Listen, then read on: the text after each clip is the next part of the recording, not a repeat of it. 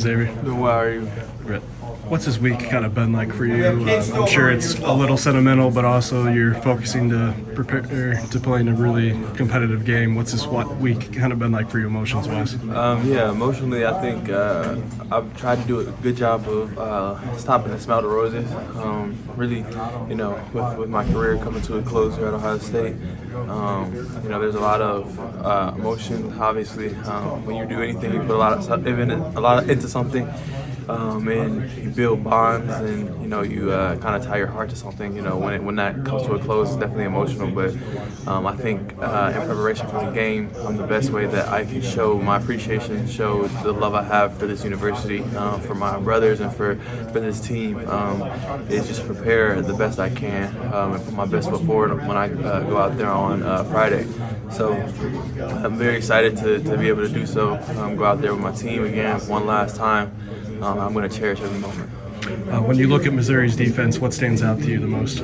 I think they play hard. They're coached well. It's a good a good team. They have great players. It's a New Year's Six bowl, so obviously it's a very highly competitive game. So when we look at their team, we know that we have to be on our best, bring our best game, and we're gonna give our best shot. What's this week kind of been like from Devin? What have you seen from him the month leading up to this full practice, and this week especially from a focus and leadership standpoint? I think we've seen just exactly who Devin is as a quarterback. I think he's done a great job of making the position his own.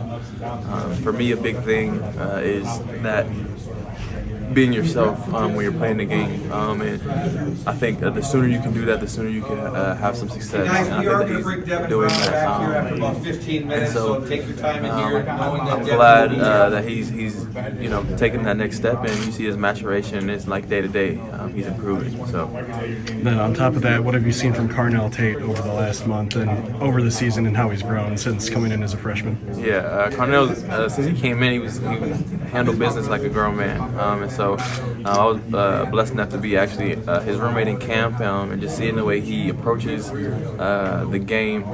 He's approached it like a pro from the moment he's got here. So when people are able to do that, especially at a young age, I think it's just a testament to their upbringing, a testament to his family, but also a testament to who he is as a young man. So having seen that, and having been kind of very proximal in his maturation process, I really I'm glad or happy for an opportunity that he's getting, and I think that he's going to maximize it.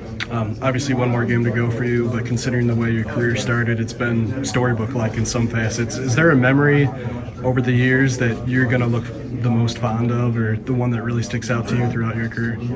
Yeah, I think the memories that, I don't know if it's one singular memory, but I came in Ohio State as a young man, selfish, really thinking about how I can take the world by storm, and through multiple tribulations, through some wins, some triumph, just through I would say just normal maturation process. I'm walking out somebody who I'm proud of, someone who, if I look back, told the 18-year-old Xavier, stay in it, he would be proud of too also. So I would say my favorite memory is kind of just dealing with my brothers, loving on them, and then my faith grew stronger. So just having the ability to really do that, grow in my faith, and actually bring people on the team, onto faith. I would say those are kind of my favorite experiences. So, Brandon Ennis and Noah Rogers, guys that have a lot of potential for the next couple of years. What have you seen from them, especially lately? I think you see very exquisite playmaking ability.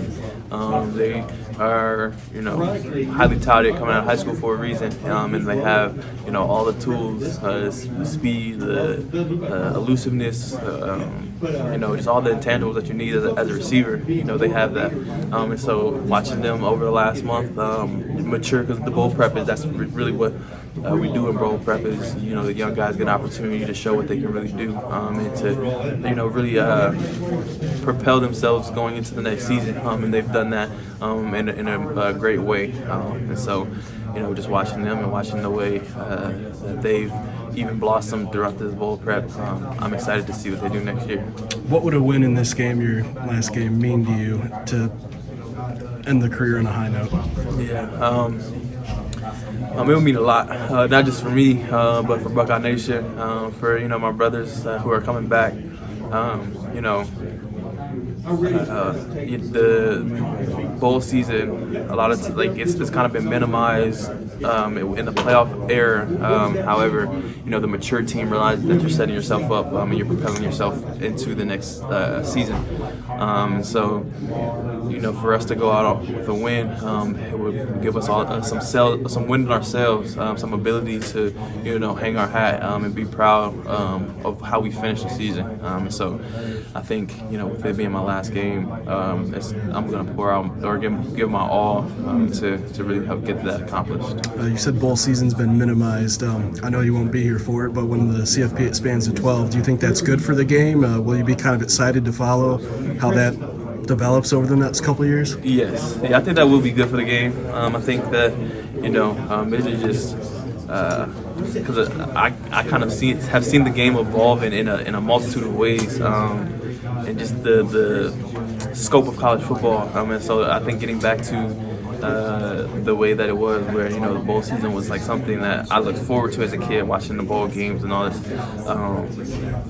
I think that with the CFP expanding, it gives it an opportunity to have that same feel that everything's important. So I'm excited to see how it's navigated. And then last one, like you said, bowl season's been kind of minimized, but for this team, it doesn't really seem that way. Very few opt-outs. What does that say about this team's desire to win this game, and how much you're really determined to finish the season on a high note? I think more than anything, more than the desire to win this game, I think that it's a testament to the love that we have for each other. I think you hear Ohio State and brotherhood at Ohio State, and a lot of people throw that term around.